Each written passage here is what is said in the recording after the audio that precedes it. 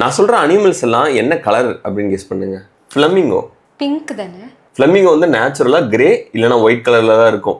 அதுக்கு வந்து pink colour வர்றதுக்கான ரீசன் வந்து அதோட டயட். அது வந்து இந்த பிரெயின் ஷ்ரிம்ப்பு, ஆல்ஜி இதெல்லாம் சாப்பிடும். அதுலேருந்து வர்ற இந்த கேரட்டினாய்ட் பிக்மெண்ட்ஸ்னால வந்து அது பிங்க் கலர்ல ஆயிடுது. கேரட்டினாய்ட் பிக்மெண்ட்ஸ்னா என்ன? அதாவது naturally occurring pigments, red, yellow, orange இந்த மாதிரியான கலர்ஸ் எல்லாம் வந்து பிளான்ட்ஸ் ஆட்டோமேட்டிக்காக ப்ரொடியூஸ் பண்ணுறது. அப்போ அந்த பீட்ரூட் கேரட்லாம் சாப்பிட்டா அந்த கலர் வரும்னு சொல்லுவாங்களே, அந்த மாதிரியா? ஃப்ளமிங்கோக்கு அந்த மாதிரி தான். போலார் பேர் என்ன கலர்? ஒயிட்.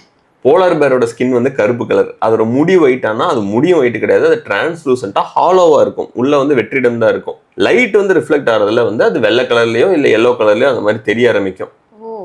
புலி என்ன கலர்? புலி வந்து ஆரஞ்சு, ப்ரௌன் ஆரஞ்சு கலர். புலி ஆரஞ்சு கலர் தான். அது வேற ஏதாவது சொல்லிங்களோ, பயந்துட்டேன். புலி ஏன் ஆரஞ்சு கலர்ல இருக்கு அப்படின்னா அது பண்ணவா? கரெக்ட், கேமஃப்ளேஜ் பண்றதுக்கு தான். மான் வந்து டைக்ரோமேட்டிக் அப்படின்னு, அதனால 2 கலர் தான் பார்க்க முடியும், எல்லோ அப்புறம் ப்ளூ. ஆரஞ்சு வந்து அதோட கண்ணுக்கு வந்து கிரேவா தெரியும். ஸோ அதனால வந்து புலி வந்து அந்த பேக்ரவுண்ட்ல வந்து அதுக்கு ஆல்மோஸ்ட் தெரியவே தெரியாது. மூவ்மெண்ட் இருந்துச்சுன்னா மட்டும்தான் மான்னால அதை ரெகக்னைஸ் பண்ண முடியும். அதனால புலி ஆரஞ்சு கலர்ல இருக்கு. ஏதாவது வித்தியாசமா தெரிஞ்சிட்டீங்கன்னா அப்படி சப்ஸ்கிரைப்.